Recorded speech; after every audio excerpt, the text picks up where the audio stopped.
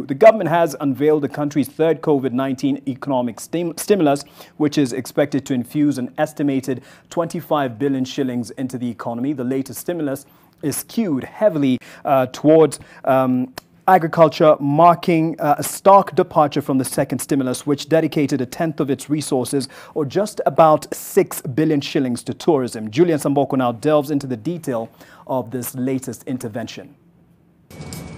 Ever since Kenya reported its first COVID-19 patient in March 2020, the country has had 4 major interventions to countervail the effects of the pandemic on the economy. The first was a raft of taxation measures and moratoria from commercial banks, which is estimated to have been worth 218 billion shillings. The second was an 8-point package valued at 53.7 billion shillings. The third was a 23.1 billion shillings provision in the national budget tabled in June, and the latest is a package expected to infuse 25 billion shillings into the economy. The National Treasury will allocate 1 billion shillings to support the fertilizer subsidy for our small-scale tea farmers.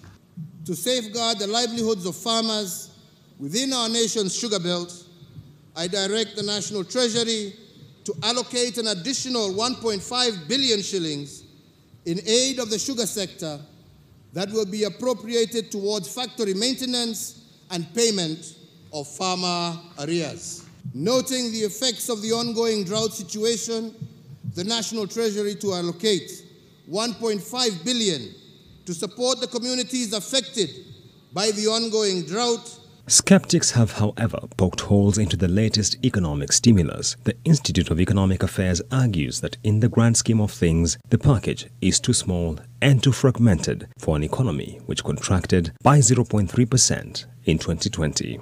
If you calculate today's 25 billion Kenyan shillings, it's less than even 1% of GDP. So I'm not too sure you can call it a stimulus in the conventional sense of it. I think they're also too scattered. 25 billion across 13 different heads suggests to me that the money will be so highly spread that the stimulus effect might not be felt.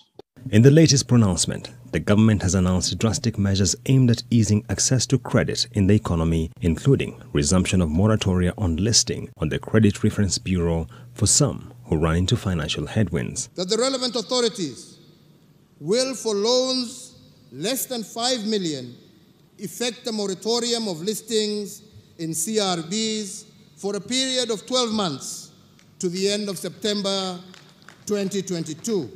The threshold of 5 million is pretty high, and actually most of the people who will be there are not small and micro enterprises, because most small and micro enterprises don't borrow at those rates. But he has a point. That point is some of what has been the subject of listing by CRBs and some of the complaints that we've seen are ridiculous sums, and I'm not too sure that that gives meaning to a report related to creditworthiness and credit listing. President Uhuru Kenyatta has further directed the Petroleum Ministry to come up with a framework for stabilization of pump prices. This comes just 5 days after the Petroleum Products Taxes and Levies Amendment Bill of 2021 was published. Julian Samboko, NTV.